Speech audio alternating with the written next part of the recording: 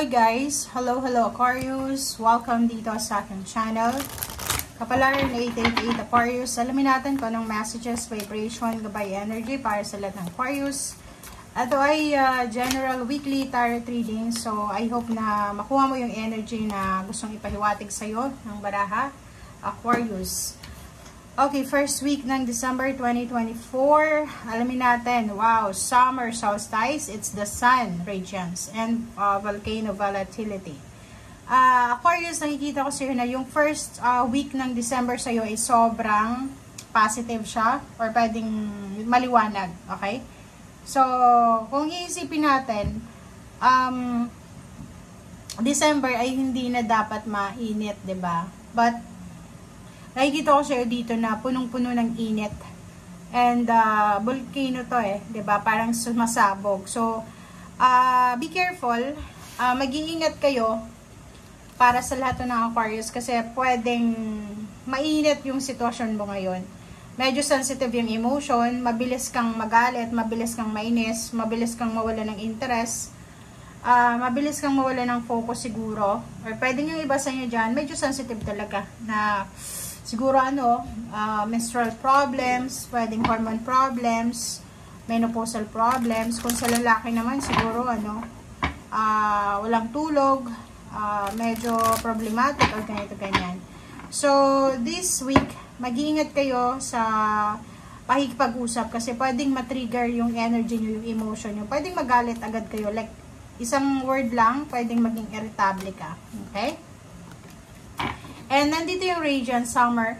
Sinasabi sa'yo na sobrang liwanag ngayon na linggong ito. So, ibig sabihin, kung maraming confusion, nararamdaman ka, nangyari for the past few months, this week ay sobrang maliwanag. So, makikita mo yung liwanag, makikita mo yung pwedeng may revelation of truth dito, or may makikita ka na katotohanan or kaliwanagan. Okay?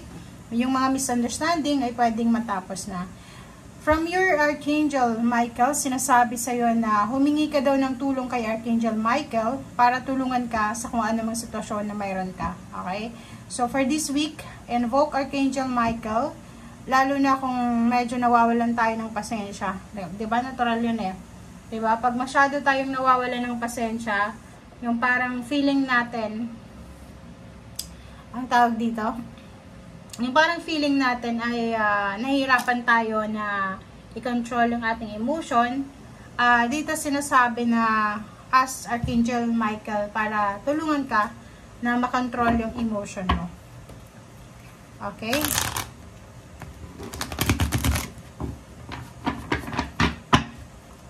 Okay, Aquarius. Pero nakikita ko share dito, Aquarius, na this week ay isang good news na parang sasabog yung good news na to Pwedeng yung minamanifest mong pagbubuntis sa international travel or international job ay posibleng mangyari. Okay? So, nakikita ko yung sarili mo na nakatingin ka sa malayo. Nakatingin ka sa labas ng bahay mo or nakatingin ka sa malayong lugar.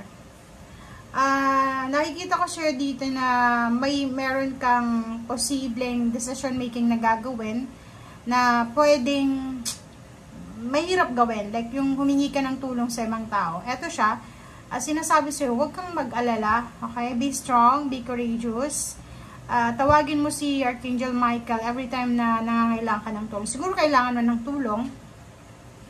And nakikita ko sa'yo dito na yun yung parang iniisip mo. Nakatingin ka sa malayo, Aquarius, na iniisip mo na sana ganito, ganyan. Sana tulungan ako ni ganito, ganyan. Parang ganon.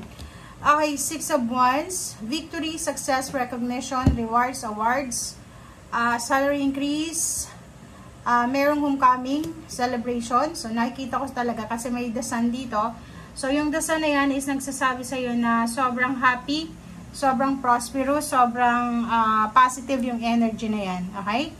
So, nakikita ko sa'yo dito na maybe 66 kasi siya. So, pwedeng 6 weeks from now, 6 days from now, or 6 months from now, posibleng makatanggap ka ng recognition, posibleng makatanggap ka ng award, ng reward, or anything na pagpapala na pwedeng ngayon pa lang is parating na. Yung parang ano, yung energy na ngayon pa lang is nararamdaman mo na on the way na.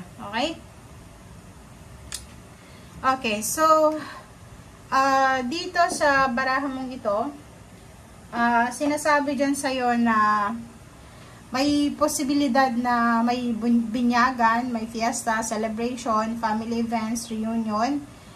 Nakikita ko pwedeng nagpaplano ka. Pwedeng this week, nagpaplano ka na sa Christmas or New Year, uuwi ka sa inyo, magsa-celebrate kayo together with your family. Okay?